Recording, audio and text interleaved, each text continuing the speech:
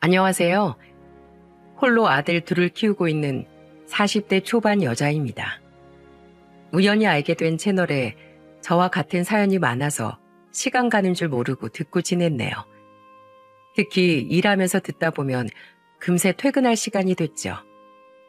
무슨 일을 하길래 이어폰을 꽂고 일하나 싶으신가요? 잠깐만 하려고 시작했던 청소일이었는데 점점 몸에 익어서 그런지 지금까지 하고 있답니다.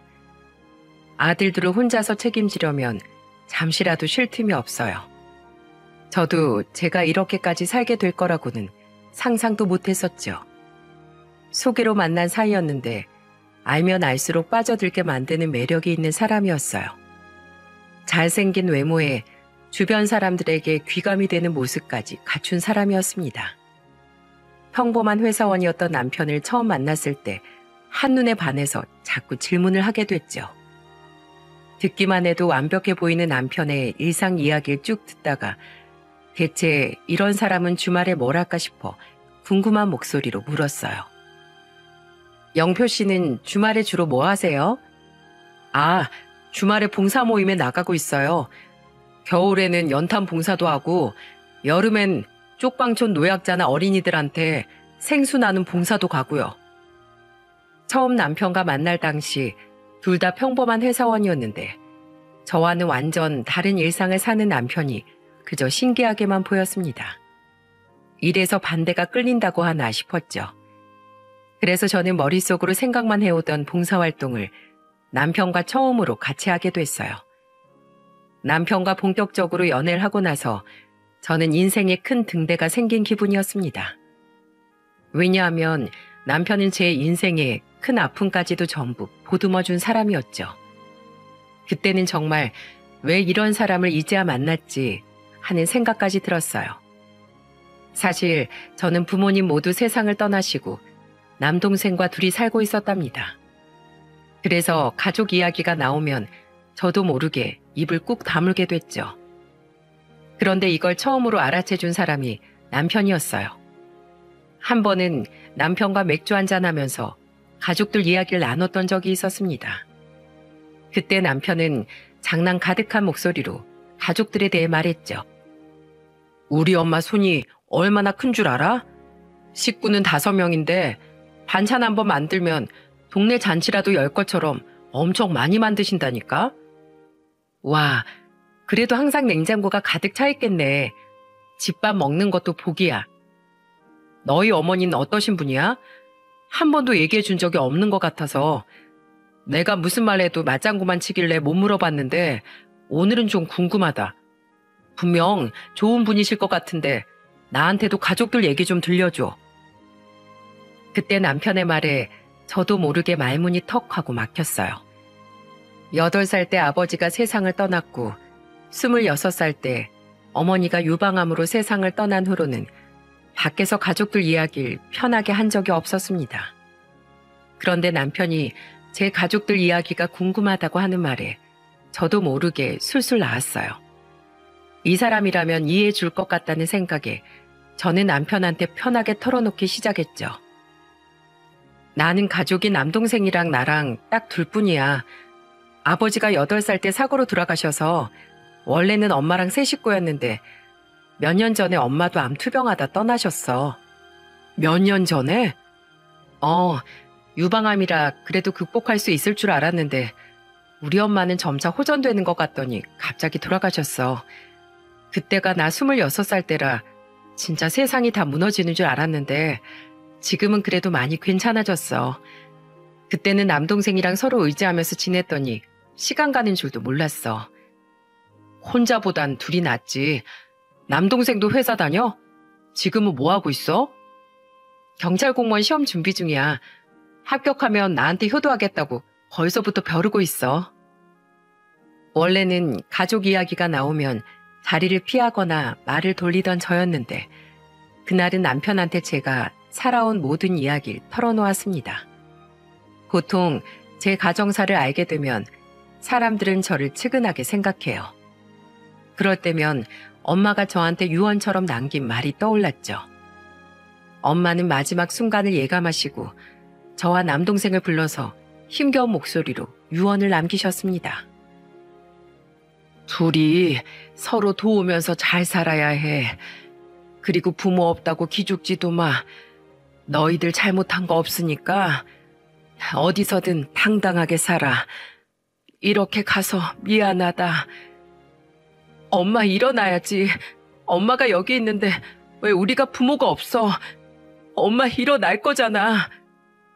사람은 어차피 다 떠나는데 엄마는 조금 일찍 가는 것뿐이야. 너한테 침만 주고 가서 미안하다. 동생 잘 챙기고 우리 딸, 아들, 엄마가 많이 사랑한다. 그때만 해도 엄마가 이렇게 허망하게 떠날 걸 예상하지 못한 저와 남동생은 힘이 빠져가는 엄마 옆에서 오열하며 울었죠. 그렇게 엄마가 떠나고 한동안 슬퍼하던 저와 남동생은 한 가지 다짐을 했었어요. 부모가 없다고 기죽지 말고 엄마의 유언처럼 항상 당당하게 살기로 다짐했었답니다. 남들이 뭐라고 해도 부모님은 늘 저희를 지켜볼 거라고 믿었죠. 그래서 정말 하늘 우러러 한 점 부끄러움 없이 사는 게 목표였어요. 그런데 남편은 제 가정사를 다 듣고도 저를 불쌍해하지 않고 남동생이 궁금하다면서 같이 만나자고 하던 남편이 정말로 남동생을 만나러 학원 앞에까지 왔었습니다. 경찰 공무원 시험을 준비하던 동생을 배려해 직접 학원 앞까지 만나러 갔었죠. 처음에는 둘이 형동생 하면서 친하게 지내길래 저도 흐뭇하기만 했어요. 그러던 어느 날 동생이 저한테 깜짝 놀랄 소리를 털어놨죠. 누나, 형이 절대 말하지 말라고 했는데 이건 좀 아닌 것 같아서 말해야겠어. 뭔데? 둘이 무슨 일 있었어? 형이 지난달부터 학원에 와서 내 학원비를 내주고 가. 괜찮다고 해도 나 수업 듣고 있는데 몰래 와서 학원비를 내고 가는 거야. 근데 오늘은 생활비 보태 쓰라고 돈도 주고 갔어. 내가 이걸 어떻게 받아? 누나랑 결혼한 사이도 아니고. 남동생의 말에 저는 기겁하고 놀랐습니다. 좋은 뜻인 건 알겠지만 왜 저렇게까지 하나 남편을 이해할 수 없었어요. 그래서 저도 모르게 괜히 남편을 만나자마자 화를 내면서 말했죠. 오빠 진짜 웃긴다. 왜 나 모르게 내 동생 학원비를 내줘? 그리고 생활비는 왜 주고 가는데? 지금 동정하는 거야? 나랑 내 동생 찢어지게 가난한 것 같아서 선심 쓰는 거냐고. 지금까지 얼마나 준 거야? 내가 다 갚아줄게. 그런 거 아니야. 내가 왜 동정을 해? 미래 처남 될 사람인데 내가 그 정도도 못해? 뭐 처남? 그래. 미래 처남 될 사람한테 점수 좀 따겠다는데 왜 그래? 이게 그렇게 화낼 일이야? 저는 괜한 자격지심에 남편한테 괜한 화를 냈던 겁니다. 어느덧 결혼 정년기였던 저와 남편은 자연스럽게 결혼 이야기를 하고 나누곤 했어요. 그래서 남편은 진지하게 미래까지 생각하면서 남동생을 살뜰하게 챙기고 있던 거죠. 그날 저녁 괜히 미안한 마음에 셋이 모여서 술 한잔할 자리를 마련했습니다. 그리고 다 모인 자리에서 술을 마시다 진지한 목소리로 남동생한테 말했어요. 준영아, 너 꼭 이번 시험 합격해. 세상에 이런 형이 어딨어. 제가 단호한 목소리로 남동생을 보며 말하자 남동생은 알겠다고 대답하더니 뒤이어 남편에게 술을 한 잔 따라주면서 말했죠. 형님, 제가 지금은 형님이라고 부르지만 나중에 제가 매형으로 부르는 순간엔 꼭 당당한 경찰이 되어 있을게요. 그리고 이 은혜 잊지 않고 살겠습니다. 근데 형님 마음 충분히 제가 알고 있는데요. 저도 아르바이트 하면서 제 인생 착실하게 살고 있어요. 저 그렇게 막 여기저기 기대고 손 벌리면서 사는 놈 아니에요. 그러니까 너무 저 신경 안 쓰셔도 돼요. 그렇게 남편은 남동생이 그렇게 거절하는데도 기어코 수험생활 내내 옆에서 큰 힘이 되어줬답니다. 그 정성 덕분에 남동생은 그해 경찰 공무원 시험에 당당하게 합격할 수 있었어요. 남동생이 합격했다는 걸 알고 둘이 부둥켜 안고 울었죠. 아마 부모님이 살아계셨다면 뛸 듯이 기뻐하셨을 겁니다. 남동생이 경찰 공무원이 된 후 저는 남편과 결혼식을 준비했어요. 시댁에서는 제가 부모님이 안 계신다는 걸 알고 예식 준비 내내 저를 배려해주던 좋은 분들이셨죠. 혹시나 부모 없는 자식이라고 싫어하실까봐 걱정했는데 그런 걱정을 했던 제가 다 부끄러울 정도였어요. 어머님은 한복을 고를 때도 저한테 직접 전화하셔서 다정하게 말하셨죠. 혜진아, 너 다음 주에 시간 좀 내줄 수 있니? 어머님, 다음 주 가능해요. 무슨 일 있으세요? 아니, 한복 고르러 가야 되는데 우리 아들은 영 안목이 없어서 네가 좀 봐줬으면 어떤가 하고 저번에 보니까 선물 고르는 안목이 아주 좋던데. 당연하죠. 제가 다음 주에 예쁜 한복으로 골라드릴게요. 갑작스런 전화에 놀랐는데 어머님은 한복을 고르러 같이 가자고 부탁하려고 전화하셨던 겁니다. 흔쾌히 가겠다고 하긴 했는데 시누이도 있는데 왜 굳이 절 데려가나 싶었어요. 그리고 약속된 날 한복을 보러 갔죠.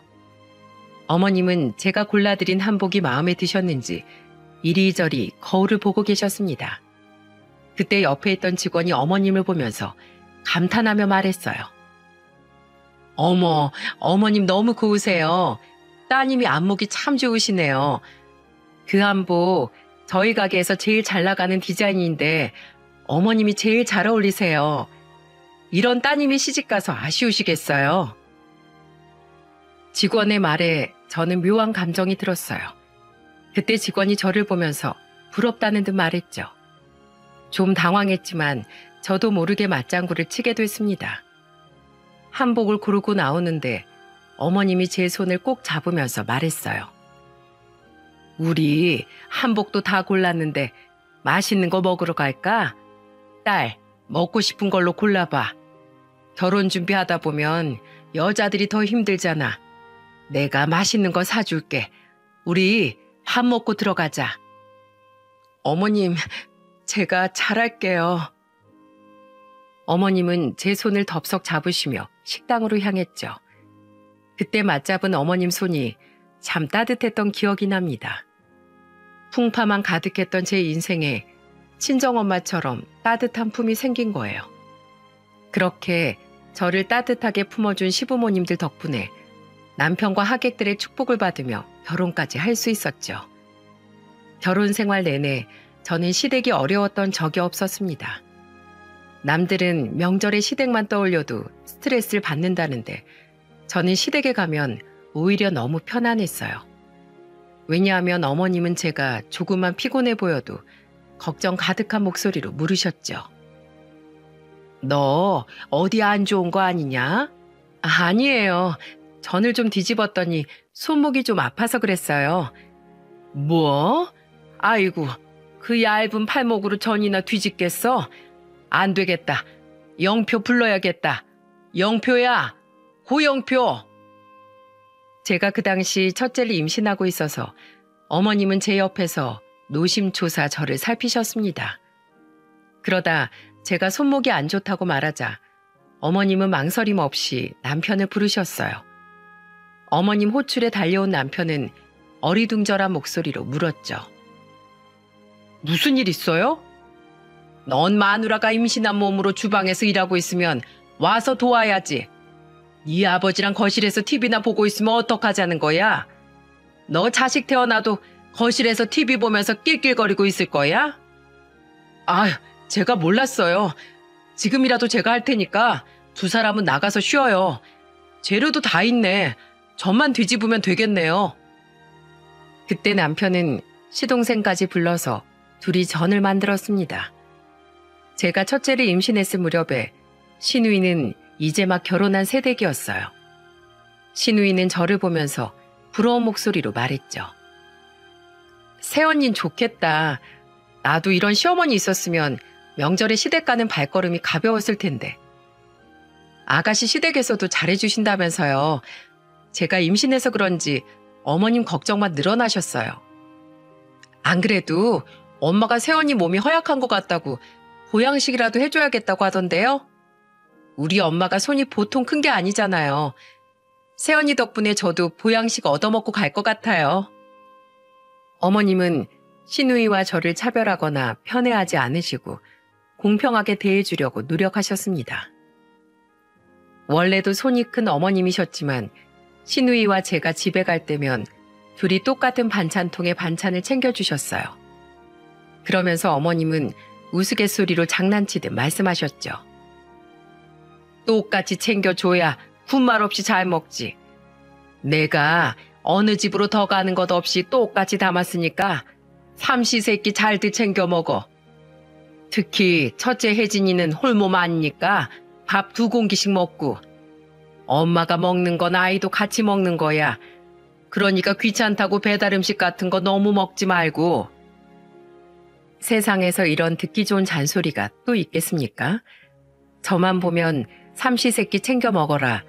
신발은 굽없는 편한 거 골라 신어라. 항상 배를 따뜻하게 해라 하면서 잔소리를 하는 어머님이 저는 너무 좋았습니다. 게다가 명절에 본 제 신발이 불편해 보였는지 어머님은 임산부가 신고 벗기 좋은 신발까지 사서 오신 적도 있었어요. 신발 사이즈까지 꼭 맞는 걸 본 어머님은 그제야 안도의 한숨을 쉬면서 말했죠. 아이고, 맞춘 신발처럼 꼭 맞네. 이 신발이 임산부들한테 그렇게 좋다더라. 자주 신고 다르면 말해. 엄마가 또 사다 줄 테니까. 제 생각해서 신발까지 사온 어머님을 그냥 보낼 수 없어서 같이 저녁까지 먹으면서 긴 대화를 나눴어요. 정말 친정엄마처럼 저를 많이 걱정해 주셨어요. 그리고 그날 퇴근하고 온 남편이 저와 같이 밥을 먹고 있는 어머님을 보면서 놀란 목소리로 물었죠.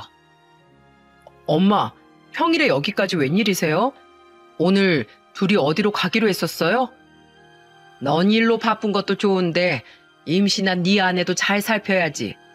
출산 예정일 다가올수록 몸이 얼마나 무거워지는데 매일같이 일하던 애가 일도 그만두고 남편 돈 쓰기가 쉽겠어? 네가 알아서 좀 잘해. 남편은 어머님의 말에 깜짝 놀란 듯 했습니다. 제가 다니던 회사가 신혼집과 거리가 멀어서 그만두게 됐었어요. 제 돈 벌어 쓰다가 남편 돈 쓰려니까 여간 눈치 보이는 일이 아니었는데 어머님이 콕 집어서 말해주시니까 속이 다 시원했죠. 그렇게 저는 무사히 출산까지 할 수 있었어요. 여자는 출산하고 나면 친정엄마 생각이 가장 많이 난다고 하지 않습니까? 첫째를 키우면서 정말 어머님과 많이 가까워졌다는 걸 저도 느꼈죠. 그래서 서툴렀던 육아도 점점 손에 익어서 눈 감고도 할 수 있을 만큼 늘었답니다. 아마 저는 어머님이 안 계셨다면 결혼 생활 그만큼 유지하지도 못했을 거예요.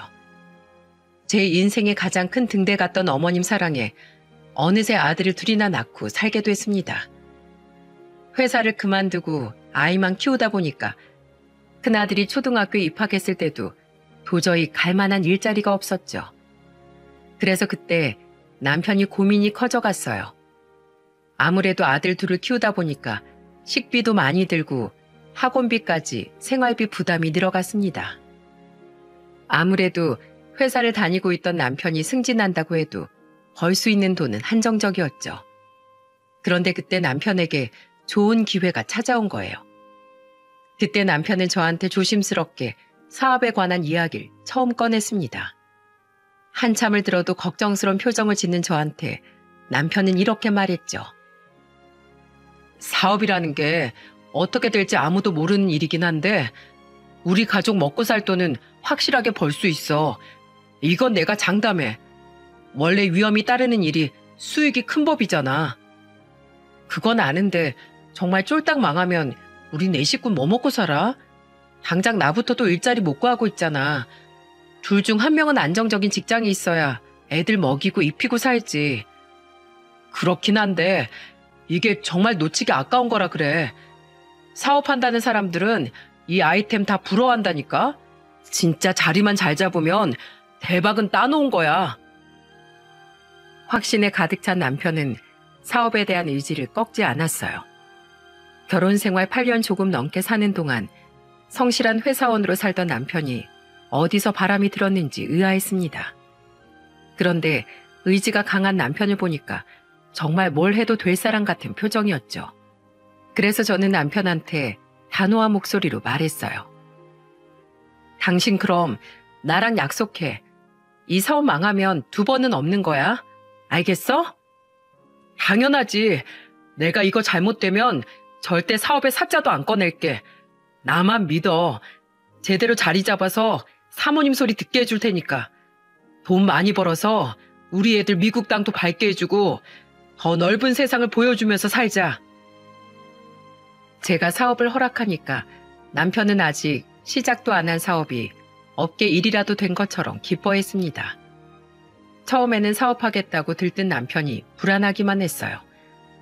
월급만 받아본 사람이 사업으로 뭘 얼마나 벌까 싶기도 했죠. 하지만 저는 그런 남편을 믿어주기로 했습니다. 누구보다 성실하고 사람 위할 줄 아는 남편이니까 잘할 거라고 믿었어요. 그래서 그동안 회사 생활하면서 한 푼 두 푼 모았던 돈을 모조리 남편 사업 자금으로 사용했죠. 결혼 생활 8년 동안 실수한 적 없고 한 번도 신뢰를 저버린 적 없던 남편이었기 때문에 믿었습니다. 그리고 남편은 제 믿음에 보답하듯 조금씩 자리를 잡아나갔어요. 그렇게 한 1년 반 정도는 같이 일하는 직원들 월급도 줄 만큼 괜찮았죠. 비록 큰 돈을 버는 건 아니었지만 나름대로 자리를 잡아가는 남편이 멋있었습니다. 하지만 문제는 남편의 자라나는 욕심이었어요. 저는 현상 유지였지만 조금씩 성장해 나가는 것에 만족했지만 남편은 그렇지 못했던 거죠. 그때 남편은 사업을 무리하게 확장해서라도 더 큰 돈을 벌려고 했던 겁니다. 회사 좀 키워보겠다고 여기저기 대출을 알아보는 것 같길래 저는 걱정 가득한 목소리로 물었어요. 여보, 그렇게 대출 다 끌어다 투자하다 잘못되면 어쩌려고 그래? 정말 확실한 거야? 걱정하지 마. 이렇게 투자해야 지금 버는 돈의 3배는 더 벌 수 있어. 내가 월급쟁이만큼 벌려고 사업 시작한 것 같아? 명색이 사업가인데 큰 돈 만져봐야지. 처음엔 하나씩 꾸려나가던 남편과 달리 점점 큰 돈에 대한 욕심이 커졌죠. 그리고 정말 남편이 투자한 만큼 남편 사업은 조금씩 매출이 상승하기 시작했습니다.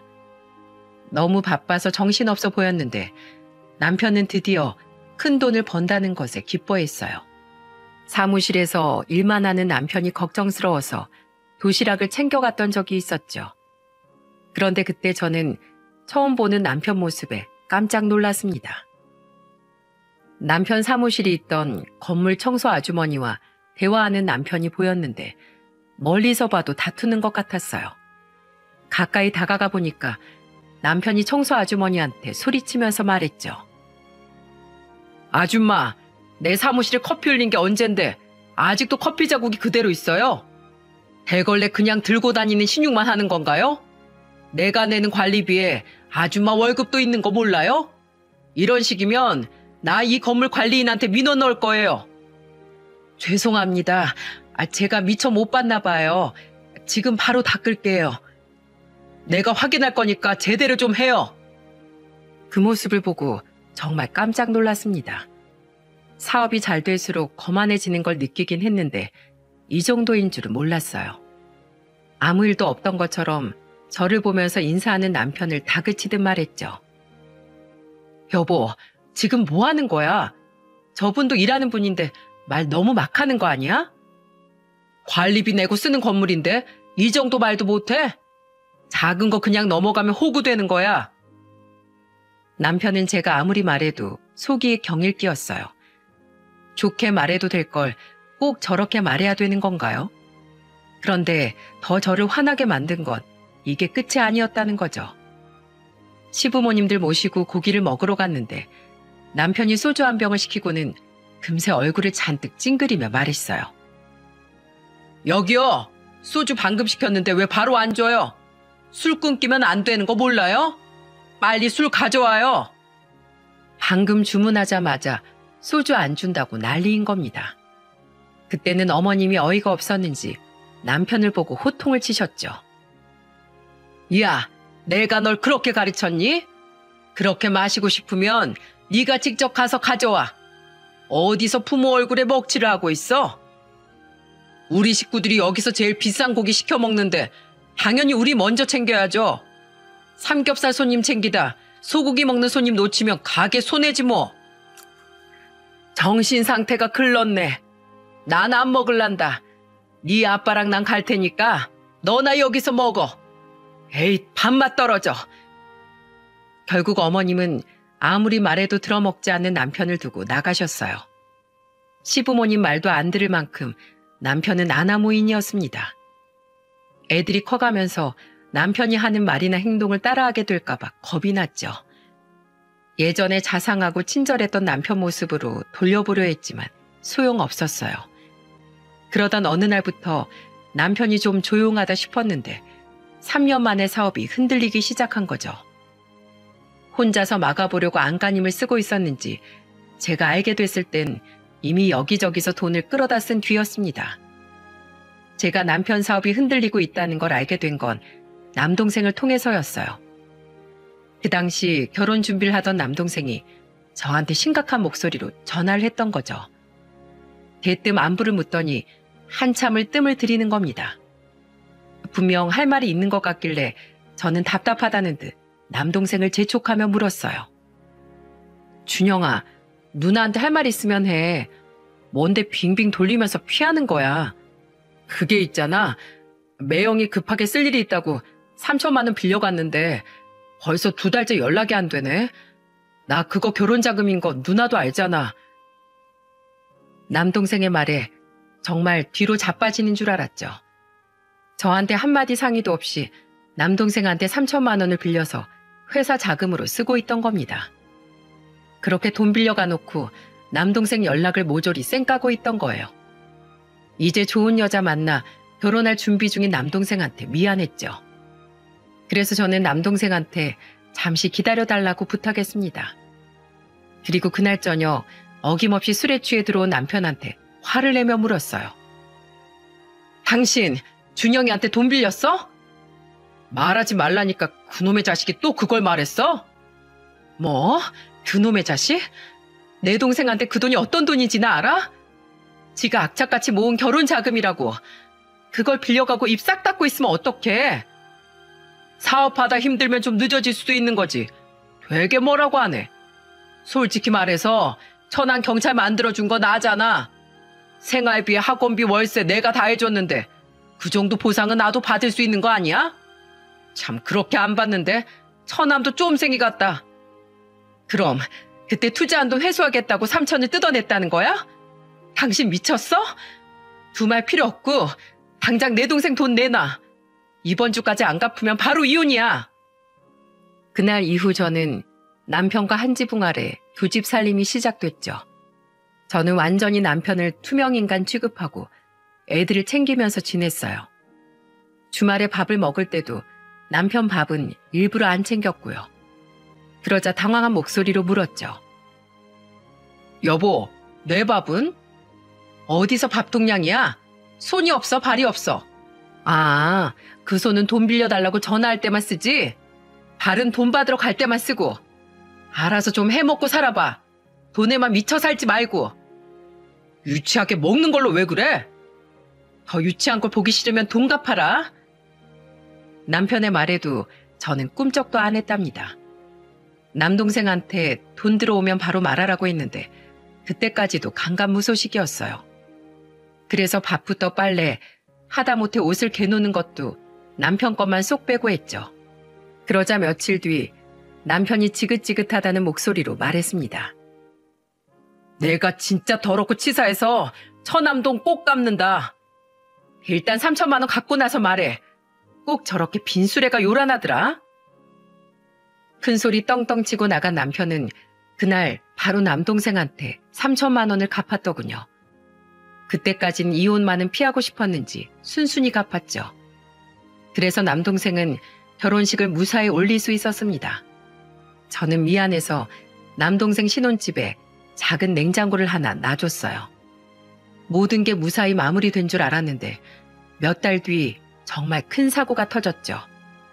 어느 날 갑자기 우편함이 가득 찼길래 보니까 압류장에 독촉장까지 전부 돈 갚으라는 우편물이었어요. 심지어 집으로 사채업자까지 찾아왔었고요. 애들 올 시간에 찾아온 사채업자가 집 앞에서 남편 이름을 부르면서 행패까지 부렸죠. 사채업자한테 사정사정해서 겨우 돌려보낸 적도 있어요. 결국 자꾸 숨기려 드는 남편을 붙들고 대체 빚이 얼마나 되나 다 말하라고 했죠. 그런데 남편 빚 규모는 생각보다 엄청났습니다. 금융권 빚에 사채, 지인들 돈까지 각종 빚이 총 5억이나 됐어요. 심지어 남편은 신용불량자가 될 위기였어요. 정말 신용불량자가 되는 것만큼은 막으려고 저는 살던 아파트를 내놨죠. 살던 집을 팔고 급한 빚을 정리하면서 저희 4식구는 허름한 빌라로 이사하게 됐습니다. 그날 저녁 저는 남편을 보면서 진지한 목소리로 말했어요. 여보, 과거 다 잊고 그냥 우리 애들만 보고 살자. 애들 불쌍하지도 않아? 여보, 미안해. 내가 그동안 너무 욕심을 부렸어. 다 내 탓이야. 알면 됐어. 그러니까 앞으로는 후회할 짓 말고 잘 좀 살자. 그날 저녁 남편은 펑펑 울면서 지난 날을 반성했죠. 그래서 저는 그런 남편의 진심을 믿어보기로 했답니다. 그런데 그때 눈물이 악어의 눈물일 줄은 꿈에도 몰랐어요. 앞으로 닥칠 미래를 모른 채 저는 빚을 갚기 위해 청소업체에 취직했죠. 그곳은 입주 청소, 건물 청소 등을 하는 곳이었습니다. 제가 청소일을 시작한 걸 알게 된 어머님은 저한테 전화해서 눈물을 흘리며 말하셨어요. 못난 아들 때문에 네가 이게 무슨 고생이야. 괜찮아요. 이렇게 돈 벌 수 있는 게 어디예요. 살다 보면 이런 날도 있는 거죠. 내가 네 얼굴 볼 면목이 없어. 미안하다. 정말 미안해. 저한테 미안해하는 어머님을 보니까 마음이 아팠습니다. 그러던 어느 날 어머님이 교통사고를 당했다는 전화에 저는 깜짝 놀랐죠. 그래서 병원에 가보니까 어머님은 골절상을 입어서 입원을 하셔야 했어요. 생각보다 많이 다친 어머님 상태를 보고 깜짝 놀랐습니다. 대체 왜 거기서 사고를 당했냐고 물으니까 어머님은 눈물을 흘리며 말하셨죠. 너 도와주고 싶어서 나도 일하러 가고 있었어. 미안하다. 도와주려다 짐이 됐네. 아유, 왜 그러셨어요? 제가 괜찮다고 했잖아요. 어머님이 이러고 계시면 제가 더 죄송하잖아요. 사고는 남편이 치고 뒤치다거리는 저와 어머님이 하다가 참 별꼴도 많이 봤어요. 그 후 저는 퇴근하면 어머님 병실로 향했습니다. 그리고 몇 시간씩 말동무도 해드리고 정성을 다해서 병간호를 했었죠. 그때 어머님은 누워 계시면서도 본인 몸보다 저를 먼저 걱정하셨어요. 그래도 제가 이렇게 병간호를 할 수 있던 건 남편이 집안일을 전담했기 때문입니다. 남편이 쉽게 취직이 안 되니까 시간이 많아져서 애들도 돌보고 집을 관리했죠. 그래도 그때를 돌이켜보면 집에서 집안일이라도 하던 남편이 양심은 있었구나 싶네요. 그렇게 2년을 저는 매달 300만 원씩 버는 돈을 모두 빚 갚는 데 썼습니다. 몸은 힘들어도 청소일 덕분에 큰 고비를 넘을 수 있었죠. 그리고 그 무렵 남편은 친구 회사에 운 좋게 취업까지 했어요. 그래도 인맥 관리는 했는지 그나마 다행이었죠. 이제 둘이 버니까 금방 빚을 갚을 수 있을 것 같았습니다. 한동안 조용히 회사 일 하는 것 같더니 남편은 또 새로운 일을 벌렸죠. 그래도 하나 다행인 건 남편을 회사에 취직시켜준 수남 씨와 동업을 한다는 거였어요. 수남 씨는 사업만 하던 사람이었고 직원도 많이 고용할 만큼 탄탄하게 운영하고 있었습니다.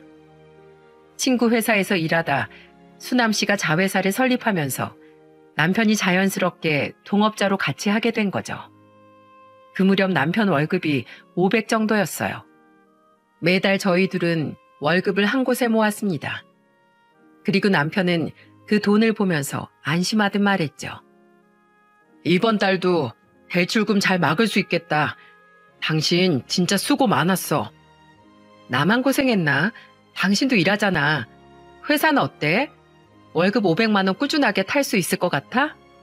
그럼 500만 원은 보장하니까 걱정 마. 남편도 월급 500을 빚 갚는 데 쓰고 있었어요. 그런데 어느 날부턴가 남편은 행색이 눈에 띄게 달라졌어요. 분명 월급은 다 대출금 갖고 있었는데 그럴 돈이 어디서 났나 싶었죠. 저는 주차장에서 처음 보는 고급 세단차에서 내리는 남편을 보면서 깜짝 놀라서 물었습니다. 당신 이게 뭐야? 돈이 어디서 났어? 걱정 마.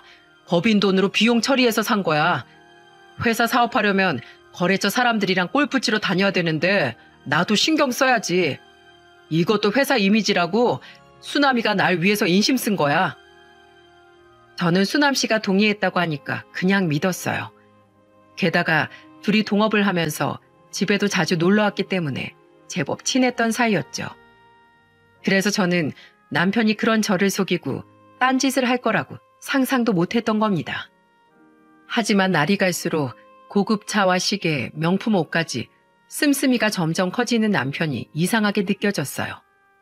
그래서 수남 씨를 한번 만나보려 했지만 괜히 남편 일에 나서는 극성 아내인 것만 같아 선뜻 묻지도 못했죠. 그렇게 둘이 동업한 지도 4년 차가 될 쯤이었습니다. 예전에는 참새가 방앗간 들리듯 오던 수남 씨가 뜸해졌을 때였어요. 그러던 어느 날 수남 씨가 대낮에 전화해서 심각한 목소리로 물었죠. 재수 씨, 혹시 지금 시간 되세요? 중요하게 따로 할 말이 있어서요. 곧 점심시간이니까 가능해요. 무슨 일이세요? 일단 만나서 얘기해요. 저는 심각한 수남 씨 목소리에 무슨 일이 터졌구나 싶었습니다. 아무래도 불안해서 저는 조퇴를 하고 수남 씨를 만나러 갔죠. 그런데 카페에서 만난 수남 씨는 충격적인 사실을 털어놨어요. 저를 보자마자 수남 씨는 작정했다는 듯이 말했습니다. 재수 씨, 제 말에 너무 놀라지 마세요. 영표 비 더 이상 갚지 마세요. 그놈 갚을 수 있는데도 안 갚고 있는 거예요. 아니, 그게 무슨 말이에요? 툭 까놓고 사정 다하는 입장에서 그냥 볼 수가 없어서 하는 말이에요. 그놈 월급 500만 원이라고 했죠? 그 자식 한 달에 7천만 원씩 벌어가요. 뭐요? 얼마요? 저한텐 분명히 500만 원이라고 했는데요. 그러니까 재수 씨가 속은 거라고요. 새 출발 시켜주려고 일시켰던 건데 그놈이 지금 저도 완전 호구로 보고 회사를 엉망으로 만들고 있어요. 개벌은 난 못 준다고 지금 완전 망하기 일보 직전이라고요. 수남 씨의 폭로에 저는 정신이 나가는 것 같았어요. 망치로 한 대 얻어맞은 기분이었죠. 알고 보니까 수남 씨는 몇 달 전부터 남편과 회사 지분을 두고 소송 중이었던 겁니다. 남편이 수남 씨 몰래 공금 횡령도 모자라 직원까지 마음대로 자르고 채용하고 있던 거예요. 저는 너무 기가 막혀서 수남 씨한테 화를 내며 말했죠. 그걸 왜 지금 와서 말하는데요? 저도 소송하면서 그 자식이 재수 씨 속이고 있다는 거 알았어요. 웬만하면 남의 집안에 분란 만들고 싶지 않은데 저도 그냥 당할 수가 없어서 말하는 거예요. 그 자식 잘 먹고 잘 사는 모습 보고 싶지 않다고요. 그제야 정신이 들었습니다. 수남 씨는 그동안 불쌍한 남편 걷어서 사람 구실하게 만들어줬는데 은혜도 모르고 욕심을 부리고 있는 남편한테 배신감을 느낀 거예요.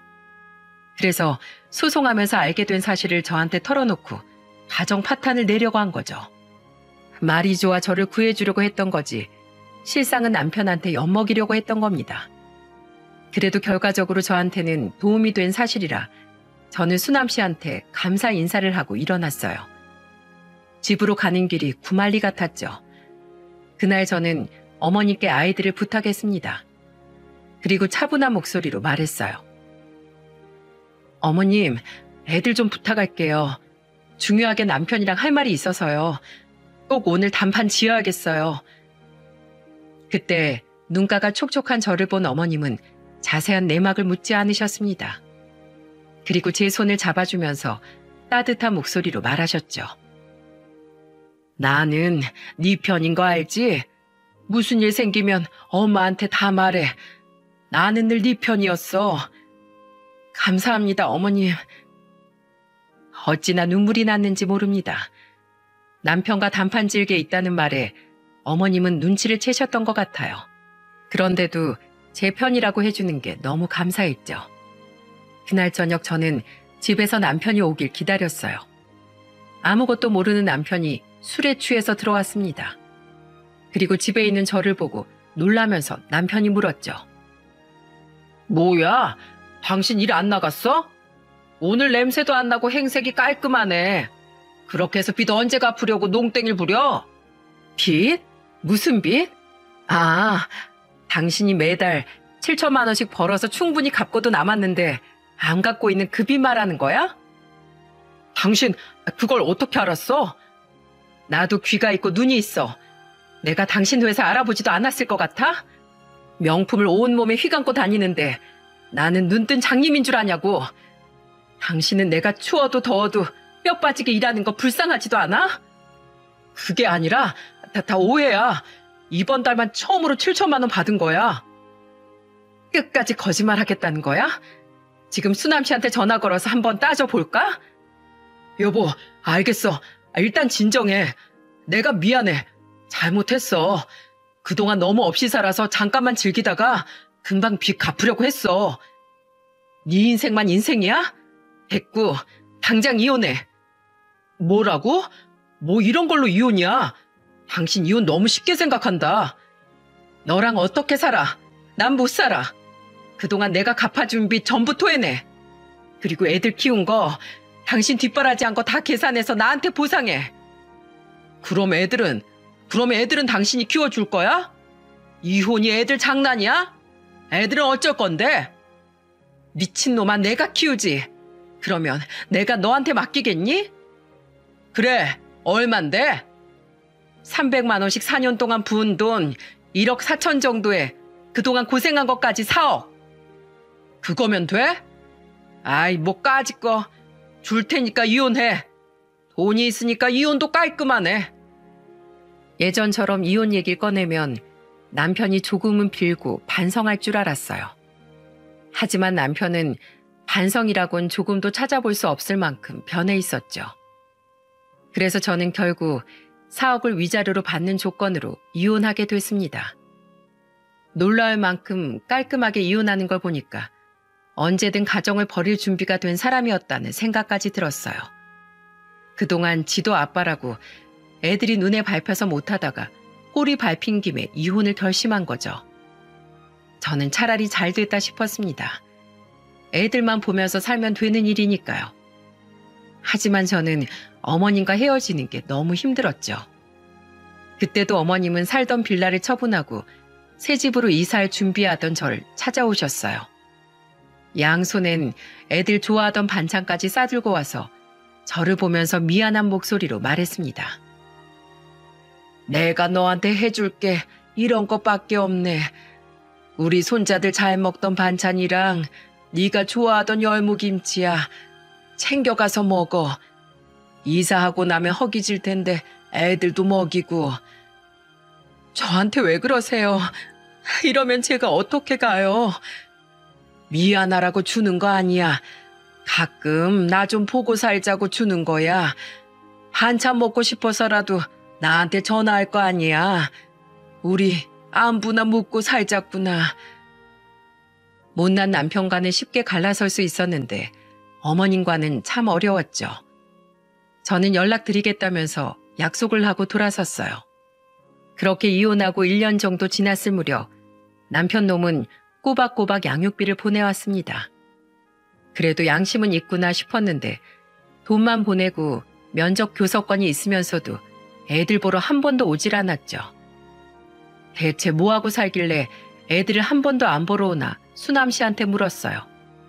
그런데 알고 보니까 남편 놈은 고삐 풀린 망아지처럼 맨날 해외로 골프 여행 가고 이 여자 저 여자 사귀면서 난리를 치고 있던 거죠. 진짜 갈라서길 잘했다 싶었는데 시간이 좀 지나자 양육비가 뚝 끊긴 겁니다. 이제는 정말 막장까지 가는구나 싶어서 양육비 달라고 전화를 했더니 전화를 안 받더군요. 그때 수남 씨한테 전화했죠. 그러자 수남 씨는 기쁜 목소리로 말했습니다. 제가 소송에 이겨서 그 자식 완전히 찬밥 신세 됐어요. 근데 그동안 거래처 돈도 안 주고 개판을 쳐놔서 사실상 쫄딱 망한 사업이에요. 매출도 반토막 났는데 그래도 그놈 자식이 먼저 망한 거 보니까 제 속이 다 시원해요. 그동안 회사를 개떡같이 운영하던 남편놈은 수남 씨와 긴 소송을 하다 결국 회사에서 완전히 밀려났죠. 게다가 수남 씨는 남편한테 5억 원 위자료 청구까지 했어요. 결국 남편은 완전히 개털 신세가 된 겁니다. 양육비를 왜 안 보내나 했더니 보낼 돈이 없던 거죠. 그런데 남편놈이 얼마나 뻔뻔한지 아십니까? 남편의 마지막 전화 한 통에 남아있던 정마저 털려버렸습니다. 글쎄 추악한 그놈이 저한테 전화해서 울먹이면서 말하더군요. 여보, 나 있잖아. 내가 준 사업 중에 1억만 주면 안 될까? 내가 너무 힘들어서 그래. 수남이 그놈 완전히 나쁜 새끼야. 그놈이 나 사회에서 매장시켰다니까? 그러니까 나 좀 제발 도와줘. 이게 지금 지난 1년 동안 한 번도 자식 얼굴 보러 오지도 않은 사람이 전처한테 할 소리랍니까? 그래서 저는 그 벌레만도 못한 남편한테 화를 내며 소리쳤죠. 야, 뭐라고? 1억? 너한테는 1,000원도 아까워. 다 네 업보야. 인과응보라고. 그딴 식으로 행동하니까 개털이 되는 거지. 다신 나한테 연락하지 마. 알겠어? 평생 독거노인처럼 외롭게 살아라. 아이고 시원하다. 이렇게 말해버리고 바로 전화를 끊어버렸어요. 그리고 다음날 아예 제 번호도 바꿔버렸습니다. 정말로 질기낙연이 끝이 난 거죠. 지금 40대 초반의 나이에 제 30대를 돌아보니까 가장 잘한 일이 결혼이자 이혼이라는 걸 알았답니다. 비록 남편 때문에 고생했던 결혼 생활이지만 저는 어머님과 지금까지도 가끔씩 특별한 날이면 안부를 묻고 지낸답니다. 아이들 생일이면 어머님은 꼭 케이크 쿠폰을 보내주시고요. 비록 자주 보지 못해도 저를 생각해 주시는 어머님의 따뜻한 마음이 느껴지면 너무 든든했죠. 그리고 수남 씨는 남편이 망친 사업을 정리하고 이제는 원래 하던 사업에 집중하고 확장해 나가고 있다고 했습니다. 이 와중에 제가 이렇게 사연을 쓴 건 혹시나 어머님이 이 채널을 듣게 되실까봐 썼습니다. 비록 힘들긴 했지만 어머님 며느리로 살아서 행복했다는 걸 꼭 전해드리고 싶었답니다. 그리고 제가 이혼한 이유도 오로지 남편 때문이라는 걸 전하고 싶었죠. 자꾸 못해준 게 많아서 미안하다며 자책하는 어머님이 눈에 밟혀서 시간이 지난 지금도 가슴에 한으로 남았습니다. 옛말에 도둑한테도 의리가 있고 땅꾼에게도 꼭지가 있다라는 말이 있지 않습니까? 세상에 의리는 개한테 주고 없는 놈이랑 어떻게 살겠나요? 못된 짓을 하려고 해도 의리가 중요하다는데 이런 남편놈과는 하루빨리 갈라서는 게 답이라고 판단했습니다. 그 덕분에 아이들은 건강하게 아주 잘 크고 있어요. 좋은 것만 보고 건강한 생각을 하는 바른 아이들로 키우려고 노력 중이죠. 홀로 2 아이를 키우는 게 벅차기도 하지만 애들 보면서 힘내고 있어요. 이런 저한테 많은 응원 부탁드립니다. 제가 어디서 이런 응원을 받아보겠습니까? 모두들 끝까지 들어주셔서 감사드립니다.